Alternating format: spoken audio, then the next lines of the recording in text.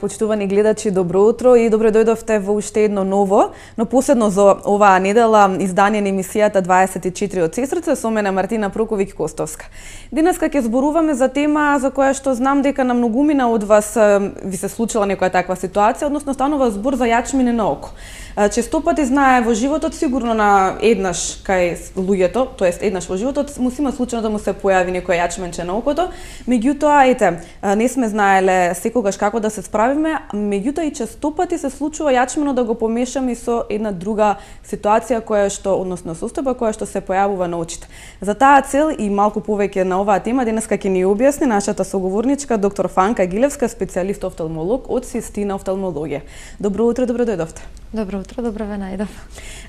Често пати претпоставам дека кај секој човек нема, односно човек на кој што му нема излезено јачменче на окото, така вистина е? И па рече си вистина, да. Што е јачмен на окото? И зашто се појавува? Да. Јачменот на окото е состојба кога ќе се затне каналчето на жлездата која што нормално се дренира на работ од капаците, односно жлездата која што лачи лој, кој што ги замастува трепките и дел од него влегува во состав на солзите.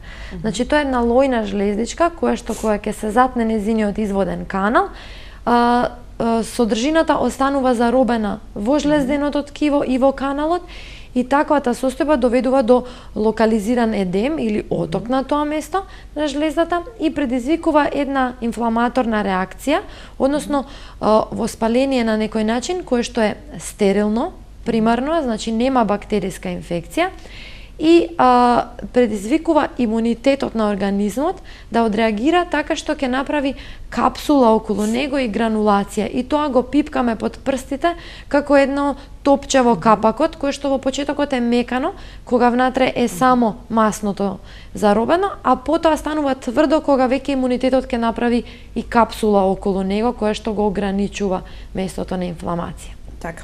Кои се симптомите освен отокот? Постојат ли некои други симптоми како чешање, дека станува збор за јачмен или пак болка? Јачменот по правило не боли. Боли една друга состојба многу слична на него, која што многу често се помешува и луѓето веројатно ја викаат јачмен и едната и другата ситуација. Другото се вика хордеолум, односно кога станува бактериска инфламација, бактериска инфекција на содржината на каналчето кој што е заробена и на самата жлезда, и таа состојба е болна затоа што настанува со бактериска инфекција и е вообичаено отокот или едемот е поголем и поголемо црвенило има на капакот и често пати во почетокот отекува целиот капак, па потоа се локализира само околу местото кое што е зафатено со инфекцијата. Вообичаено таа инфекција е предизвикана од бактерија стафилокока, која што генерално и живее на нашата кожа. Тоа не е бактерија која ние ја добиваме. Јачменчето и хордеолумот не се заразни болести. Таа бактерија живее, меѓутоа во некои ситуации може да предизвика некакво воспаление, значи да предизвика инфекција на самата жлезда. Јачменот, самиот јачмен по правило е безболен, за разлика од хордеолумот кој боли, може да предизвика чешање и нелагодност во окото поради самиот притисок на капакот на кој што се наоѓа. Меѓутоа тоа е нивната главна разлика помеѓу хордеолумот и халацијонот е заправо болката. Така. Дали кога ќе отече многу окот и буквално до оној степен да се затвори, дали тогаш станува збор за јачмен? Понекогаш хордеолумот е тој кој што може да предизвика таков едем и таков оток да буквално не само едниот капак, него и другиот капак кој нема никаква инфекција да биде отечен и околното ткиво, и во медицината тој е термин познат како пресептален целулитис, значи едноставно имаме меките ткива комплетно да се отечени. Меѓутоа таа состојба по нормално имунитетот успева за неколку дена да ја локализира и да ја стабилизира самиот. Токму затоа е важно и да се направи разлика помеѓу едната и другата состојба, затоа што кога одиме на лекар, лекарот кога диференцира за што се работи, во терапијата лекувањето е поинакво. Јачменот, бидејќи станува збор за неинфективно заболување, доволно е по правило топли суви облоги и масажа за да се отчепи каналчето, а топлината да помогне на таа лој, на тоа масло да се смекне, полесно да излезе. Јасно. И масажата која што треба да биде поагресивна, баш да се и механички истурка надвор. Додека кога имаме инфективен процес е важно да се додаде и антибиотик во терапијата локално, а понекогаш и кортикостероиди за да го намалат едемот, за да може антибиотикот да пројде внатре во жлездата. Јасно. Дали честопати се случува кај луѓето ете да им се појави некоја јачменче на окото, меѓутоа не целосно да исчезне, односно да се стои буквално како мало топченце на капакот. И тоа подолго време, може тоа да биде година, две. Дали тогаш станува збор за јачмен или тоа веќе сосема нешто друго? Да, тоа е вистински јачмен, значи кој што стои, не боли, стои како топче во внатрешноста на капакот.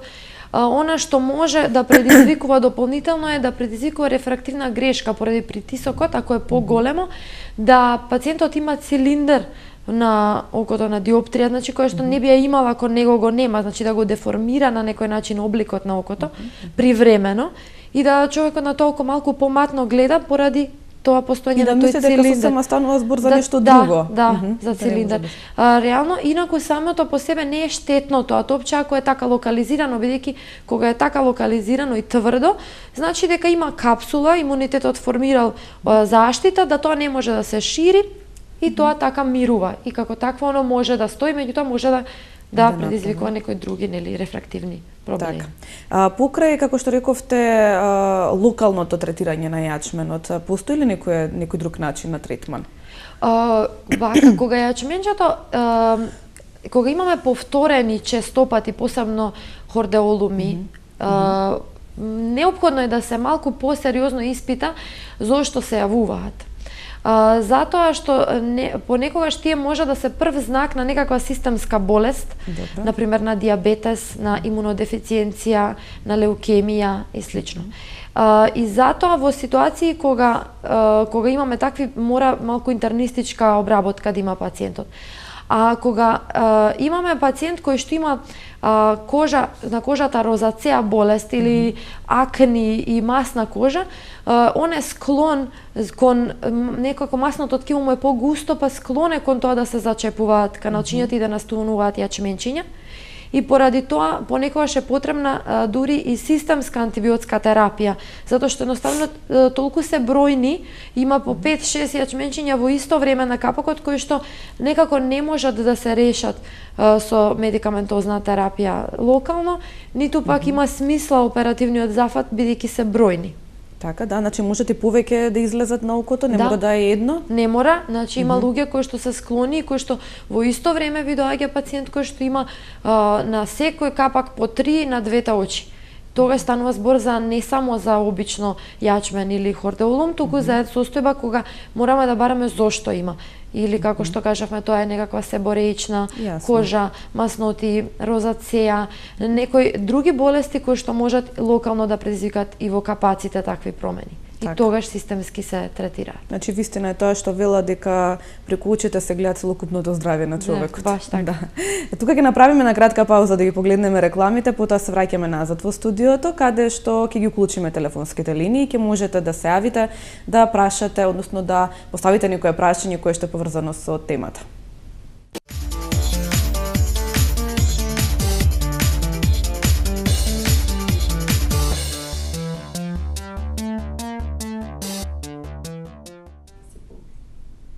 Јачмени на око е денешната тема на која што денеска разговараме во 24 од Сестрце со доктор Фанка Гилевска, специјалист офталмолог од Систина офталмологија. Од овој момент па до крајот на емисијата уклучени се двете телефонски линии, можете да не контактирате на 02 60 91 924 и 02 60 91 925.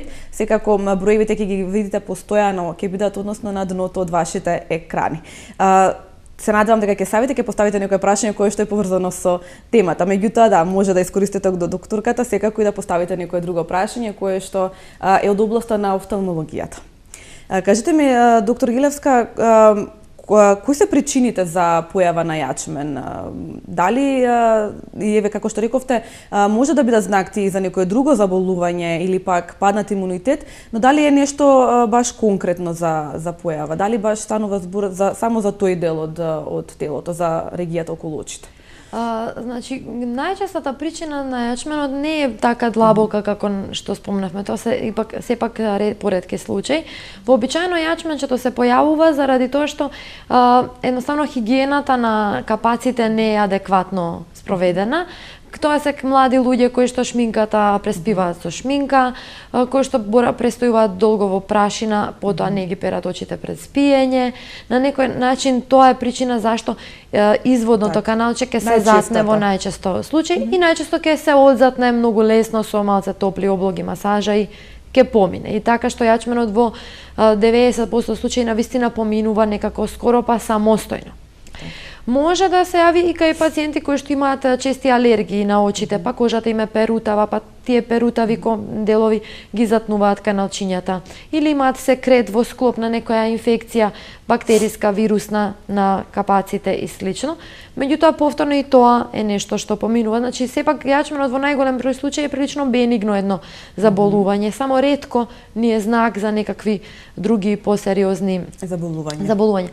Но важно е еве да се спомене дека јачменот кај многу мали деца кога се јавува, кај мали деца од 2-3 години, може да биде прв знак за постоење на рефрактивна грешка. Значи прв знак дека детето има одредена диоптрија.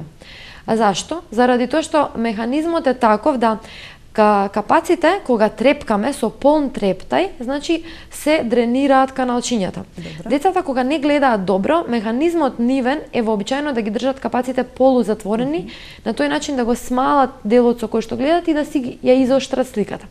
На тој начин они немаат полн трептај, него во континуитет трепкаат од пола па до крај. На тој начин имаат некомплетна дренажа и заради тоа имаат ризик да се зачепат каналчињата кои што онака се тенки и помали кај нив. Така што кај децата кои што доаѓаат со јачменче, подобавезно е кај нас да се направи и проверка на диоптрија. Така. Ми се чини дека имаме гледач на линија. Добро утро, повелете. Добро утро. Повелете. Се јавува гледач од Куманово. Поздрав до докторката и до емисијата. Имам едно прашање до докторката, ако може. Вака, на едното око ми излезе како јачменка и така како црвено се појави и порасна големо. И бев на лекар, тие ми рекоа дека ќе мора да одам во главна болница, дека ќе мора да се боцне со игла да истече, но место само си пукна и истече како гној од него. И сега остана мала црвенила и од време на време чешка место. Добро. И дали ќе треба да одам на лекар нешто или... Така, што да правите понатаму? Ви благодарам, ако тоа беше се, ви благодарам за вашето јавување, имајте пријатен ден. Значи, јачменчето кога ќе се дупне или кога самото ќе се издренира, ако стоело претходно повеќе од неколку недели, повеќе од 3 недели, веќе има капсула. Значи е недоволно, ќе се издренира содржината, меѓутоа капсулата ќе остане. На тоа место ќе биде ризично да се повтори, да се јави повторно, или капсулата како таква повторно ќе пипаме под прстите чворче, кое што понекогаш може и да се вцрвенува. Значи, кога доаѓаме до оперативен зафат на јачменче, значи кога не поминало 1 месец со терапија, веќе нема смисла да се продолжува со медикаментозна терапија, него идеме на оперативен зафат. Оперативниот зафат се прави во локална анестезија, не боли, меѓутоа е потребно да се направи мал рез од внатрешноста на капакот, да се издренира содржината и да се отстрани во целост капсулата која што е формирана околу јачменчето. Така што да бидеме сигурни дека нема да се повтори на тоа место во внатрешноста на таа капсула да повторно почне да се собира некаков секрет кој што нормално го создаваат капаците. Така, значи има можност да се појави повторно на истото место. Има можност, ако поминува само, има можност и повеќе да се почесто да се појави на истото место. Инаку, реално, ако се изоперира добро, може да се појави на друго место, затоа не можеме да гарантираме, но на тоа место не би требало, заради тоа што сме отстраниле капсулата, чак со операцијата се отстранува и дел од таа жлезда која што го создала, така што реално ризикот за репојавување на истата позиција е многу мал. Така. Пред малку споменавте дека често пати се случува јачменот да излезе поради недобра хигиена на очите, поради како што рековте, навечер не ја вадат шминката, па легнуваат со шминка, да, и кај малите дечиња исто така, нели, кои што да речеме поради недобриот вид може да се појави јачменче на окото и да биде тоа знак всушност за тоа дека детето има проблеми со диоптерот. Прашањето ми е како е најдобро да ги испереме нашите очи со цел да спречиме појава на некои вакви ситуации, односно превенцијата, која е? Па, важно е кај девојките, кај жените да извадат шминката пред спиење. Во текот на ноќта ние не трепкаме и тоа е момент во кој што нормално, природно дренажата е послаба. Така што не ни треба дополнително одводните каналчиња да бидат изатнати на некој друг начин кога веќе имаме слаба дренажа. Значи, треба да се извади шминката како год со млеко со што треба и најубаво со стапче за уши натопено со вода да се поминат рабовите на капаците. Излезите на тие жлези се наоѓаат покрај трепките. Значи, во коренот на секоја трепка, всушност жлездата, нели, спомнавме, ја масти трепката да биде леплива, масна. Така што треба да се поминат трепките со стапче за уши намокрено со вода, најубаво, и тоа сме најсигурни дека работ на капаците ни е чист и тоа е најбитно во превенција на јачменчињата. Без разлика и да не е со зашминка и да сме престојувале во простории кои што се зачадени, со многу прашина и да е причината дека имаме алергија, па имаме сува кожа, перутање, секрет. Секретот мора да се тргне од очите. Значи механички да се исперат, макар со вода на чешма да се исперат лицето и очите и потоа со стапче за уши да се исперат капаците. Кај пациентите кои што имаат на пример масна кожа и што спомнавме себоречни проблеми, ние често препорачуваме и перење на лицето и регијата околу очите со беби шампон, кој што е благ и не ги иритира очите, не пече, а од друга страна доволно добро го отстранува масното, значи ги обезмастува површините кои што се перат, така кожата околу очите, па малку го тргнува тоа масно кое што е на површината заробено, за да може од внатрешноста да излезат и масното во каналчињата кои што се наоѓа. Така. Што е со дечињата? Како кај нив да се испираат очите? Односно зборам за дечиња веќе од новороденчиња па до кај 5-6 години. Па мајките често пати се плашат да ги исперат очите на децата, им изгледаат многу осетливи и така. Меѓутоа, реално треба да се перат скоро еднако како возрастните. Децата мали реално не престојуваат во зачадени простори, они немаат баш така контакт со таков тип на прашина која што сега тоа е некоја нечистотија што треба да се тргне, така што и не мора да биде толку агресивно перењето, меѓутоа доволно е кога се бања детето, обично го бањаат секоја вечер пред спиење, да фино му го измијат и лицето, да не се плашат и да му прснат со вода во очи, значи да не биде да не го штедат дека нешто ќе му се случи. Да. Едноставно тоа е кај децата најдобар начин да се навикнат да го перат лицето уште од мали. Да, јасно. Како се диагностицираат и како најдобро да направиме разлика и ние самите дека станува збор за јачмене, не станува збор за некоја друга инфекција на очите и како се прави диагнозата? Па, јачменчето е обично локализирано, значи во капакот оток некој кој што е локализиран, нели поретко е генерален на двата капака и во тој случај секако пациентот ќе се обрати кај лекар и клинички со прегледот ќе се утврди за што се работи. Не би препорачала баш дома да ги диагностицираат пациентите сами тие состојби, подобро е сепак да се посоветуваат. Една краток преглед е тоа на кој што точно ќе знаеме за што се работи.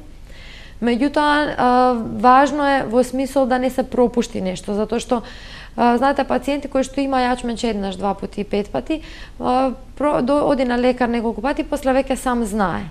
Меѓутоа, некогаш, сега ретко е, меѓутоа некогаш позади рецидивни повторувани јачменчиња на ист капак, може да се крие и некаков карцином на жлездите.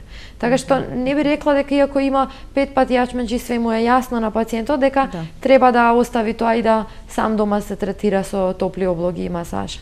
Значи сепак е битно да отиде на лекар и да сепак видиме за што се работи. Така. И уште околу облогите, да спомнам многу важно, камилица не и не мокри облоги. Да, затоа што често пати ставаат камилица, да. Почнам поради тоа, не камилица. Да. Добро. Често пати еве ние луѓето ако не боли, ако не се појави болка, конкретно кај очите, никако не се обраќаме на лекар и ја занемаруваме таа состојба, велиме ќе си помине само од себе. Може ли да се случат некои компликации доколку, еве како што рековте, доколку не се третира навремено јачменот, па и некоја друга инфекција? Затоа што некако болката секогаш не алармира да отидеме на лекар.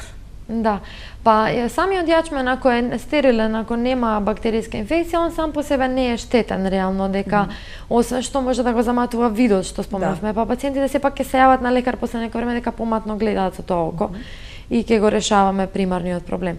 Но важно е да не се пропушти дека инфекцијата или хордеолумот кога го имаме, кој што е на окото, може да предизвика и подлабоко воспаление, значи кој што се шири во околните ткива. И понекогаш луѓето завршуваат на системски, значи венска терапија, антибиотска, кога тој едноставно имунитетот не е доволно јак да го ограничи, а локалната терапија не успела да пројде доволно длабоко за да го реши проблемот. Така што битно е да не се занемари. Пренослив ли е јачменот?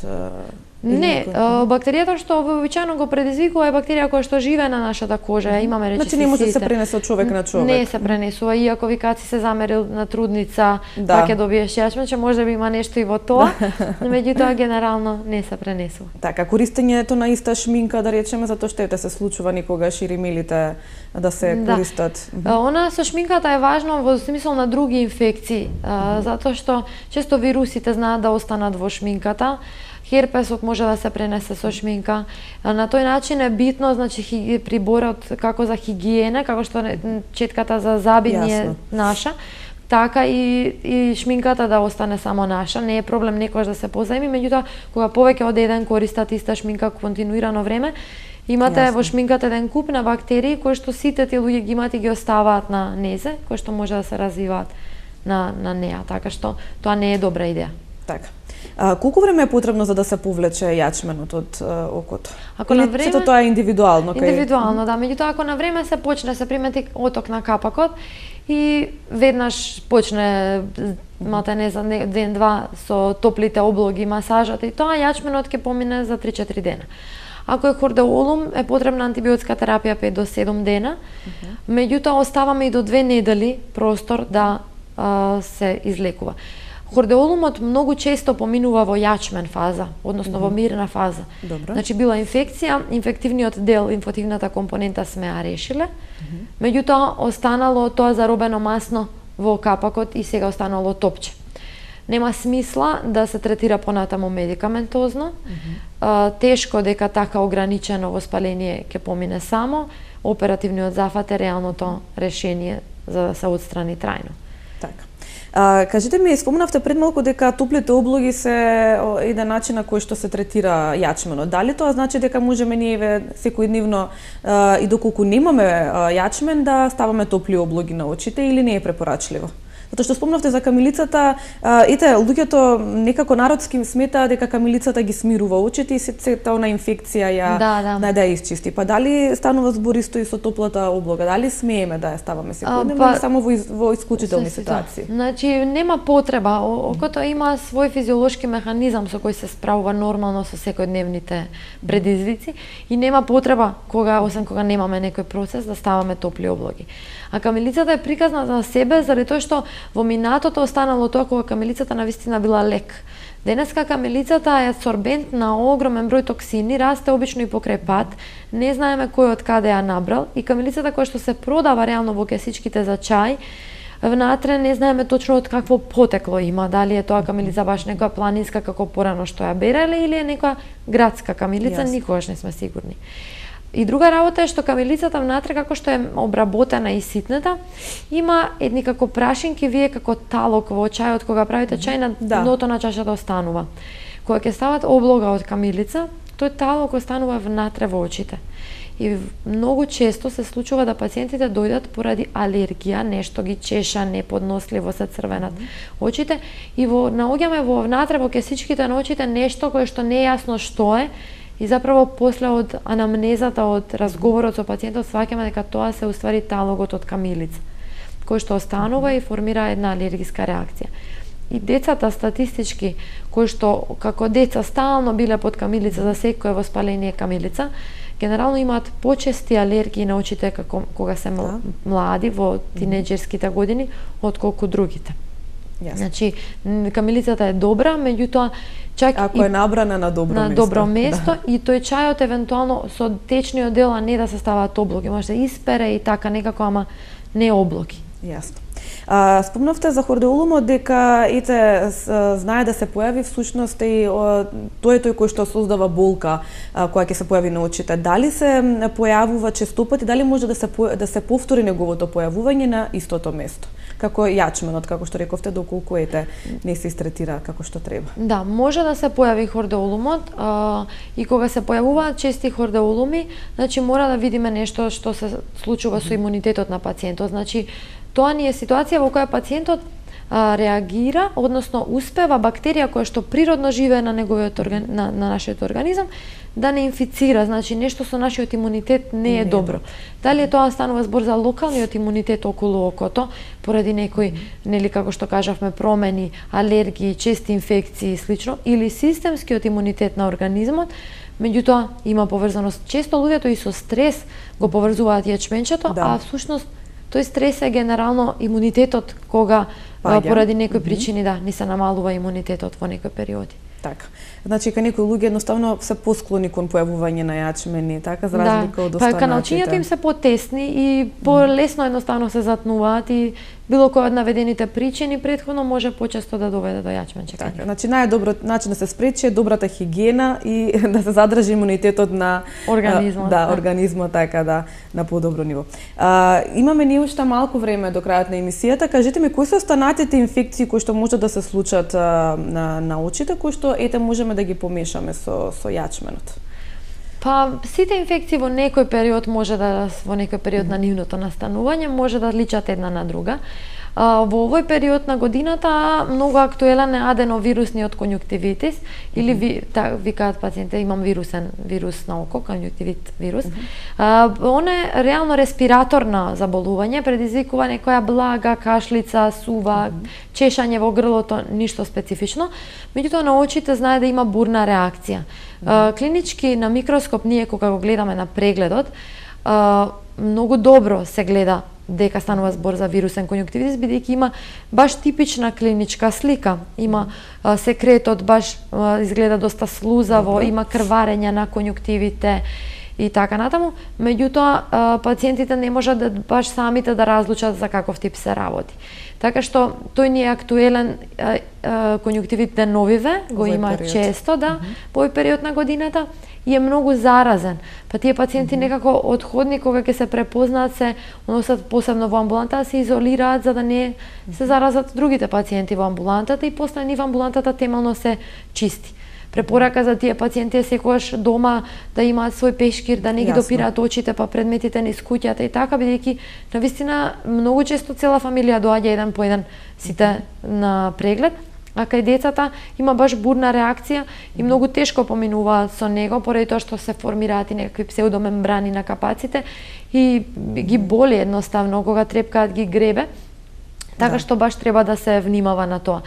Кај децата е важно кога има некаков мал секрет или не сме сигурни што е, мајката може да има дома физиолошки раствор и како што го пере носот, така да исто така физиолошкиот раствор со шприц ги пере очите на детето, кој што веќе е поголем, кој може да го поднесе, тоа може да се договорат. Постојат бактериски инфекции на очите од различен тип и они клинички различно изгледаат, се гледаат гнојна секреција, жолт секрет, зелен, различни промени на корнеата кои што предизвикуваат бактерии како кератити и слично и они антибиотски се третираат било локални или системски. Значи кај јачменчето е конкретно станува збор за топче на окото, така? Да, топче кое што се пипа на окото. Да. Но важно е на пример да се спомене дека Пред било каков оперативен зафат, катаракта, на задниот сегмент на окото, што го да е што се отвара окото, потребно е сите инфекции на капаците и на конјуктивите да бидат санирани. Значи, затоа што при тоа може да влезе инфектот внатре и да предизвика проблеми, поголеми, посериозни, а нормално окото има свој заштитен механизам, па не дозволува баш конјуктивитот да влезе внатре и да предизвика болест. Ми се чини дека повторно имаме гледач на линија. Добро утро, повелете. Ало? Повелете во програма сте. Дали ме слушате? Да, ве слушаме, повелете. Вака, во врска интересна тема, во врска со јачменчињата. Навистина се многу досадни, јас имам 65 години. Од малечка имав многу јачменчиња, па се до својата 20, може и 30 годишна возраст. После тоа, мојот син исто така имаше јачменчиња, а сега и моето внуче, кое што има само година и пол. Па ме интересира дали е тоа нешто генетски може да се создават тие јачменчиња, оти рековте дека е тоа само инфекција. Меѓутоа сакам докторката да ми објасни. Инаку знам ја колку е досадно јачменчето, како чеша, како теже на окото. И навистина ми е жал сега што го гледам внучето, понекогаш му се јавуваат јачменчиња и само навистина со чиста водичка го поминуваме. Некои капки му дадоа и сега му поминува. Меѓутоа мене ме интересира дали е тоа нешто наследно. Ви благодарам. Ви благодарам и вам за јавувањето. Имајте пријатен ден. Генетската компонента може да постои во смисол дека анатомијата на жлездите и на каналчињата е таква кај таа фамилија да тие се склони кон затнување. Значи може да се едноставно отворите претесни и многу малку им фали за да се затнат и да внатре се зароби секретот. Тоа би било најосновното во генетската компонента. И евентуално ако е мас на кожата и структурата на тоа масно да е такво да масното ткиво лојот е погуст во таа фамилија. Меѓутоа, генерално, јачменчињата се формираат, значи, генерално не се баш така наследни, освен во тој контекст. А кај детето од година и пол, таквите деца многу ни е жално, затоа што не вреди да се оди на операција, бидејќи треба да се анестезира детето, а за едно јачменче се да влегува во анестезија некако нема смисла.